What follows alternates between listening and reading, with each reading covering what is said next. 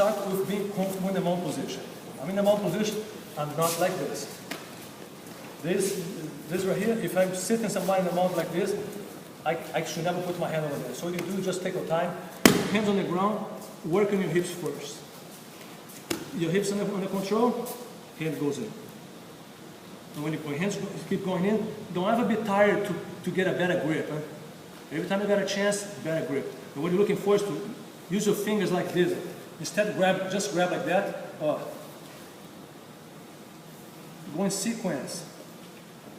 Because what you do here, you grab, I crawl.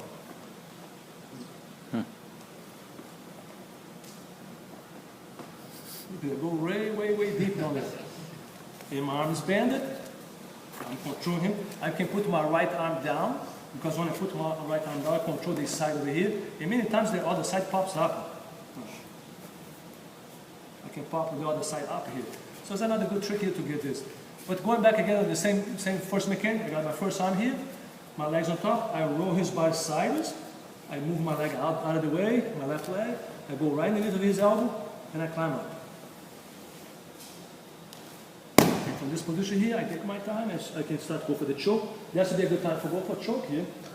You know, because even if he does the whoop, I'm not going to feel that much, because I'm not sitting on top of him. You see, if I sit on top of him, I'm going to feel it. Over there, I don't feel it. So let's try to work in this position here first, and after that, let's work a little bit more in the armbar and the choke, but let's try to get this arm here. You need to do it again, or you guys got it? Got it? Yes, sir. You climb your hand there, you bring the guy down, lift him up, knee, go underneath, you climb up. Anytime you find yourself in this position here, you can use my right hand, almost like a pivot. I put a little bit pressure on my right hand, and my goal, I want to do, I want to climb my right leg right underneath his arm right there.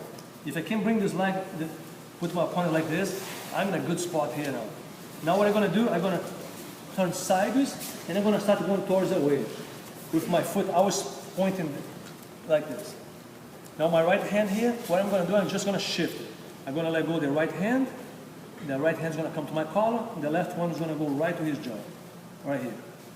What I want to do, I want to turn his spine to the other way for him to forget about this arm here, and I catch it right here. Now I'm going to pass my leg over with my hips up. My hips right in. Now when I pass my leg, look like he's looking at it. Now I'm going to turn it. And up right here now. This would be a good mechanic for armbar for you guys to do, to practice a couple of times. If you guys can do just mechanic like this with a partner, with no resistance, what you want to do, I want you guys to get spoiled. I want you to get spoiled with good mechanics. So that's mean you lift the arm up,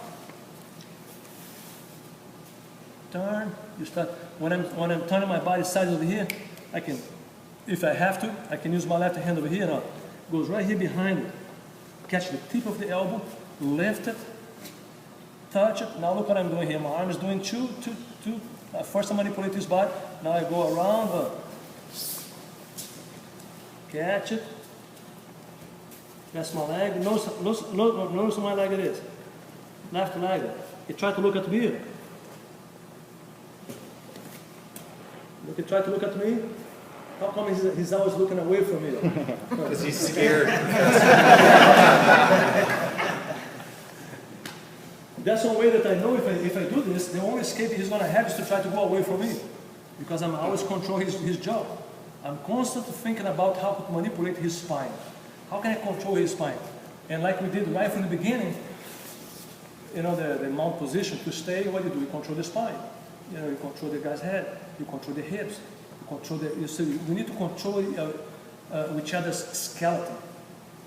Think about that. Control each other's skeleton. Understand the skeleton of human being. Understand how to deal with the skeleton. This is going to allow the guys to manipulate a lot easier than if you think about, man, I need to fight with Corbett Magão. Man, he's a tough guy, he's a brown belt. Man, I need to fight with Keith. Oh, he's a black belt, he's huge. How can I do that? I'm never going to be able to do that. But if I think about a skeleton, I need to fight against a skeleton here, a skeleton there, a skeleton here. Then I need to adapt my game against every skeleton.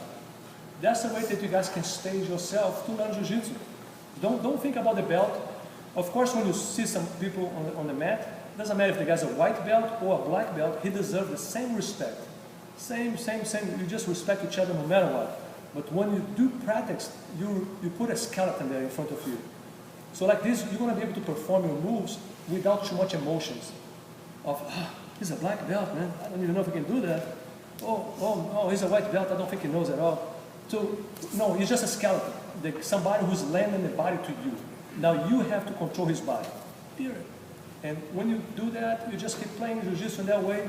This is a wonderful way for you guys to play Jiu-Jitsu, to understand how to play with mechanic. And the most important, how to be spoiled. We need to be spoiled with good moves. Independent of your belt. Always spoiled. You have to have good moves. The Gracies used to talk about, the closer the well, better the clean the water is. You guys ever heard about that? It is, sometimes we don't understand very well what they're talking about, but with time, things start falling in the right direction, the right places. When you understand good mechanic, you just get spoiled. I was a spoiled dude. I took class from Grandmaster Pedro Gracie, and Hickson Gracie for 20 years. So, man, I think I'm super spoiled. I still learn moves from everybody, but I have the references, like, okay, bro, you got to be kind of close to that. No matter which move you come to me, show to me, I'm always there happy and respectful, learning mechanic, but I have a standards that I want to bring to that standards. And this pass to everybody else. You can see everybody who train in another group of guys.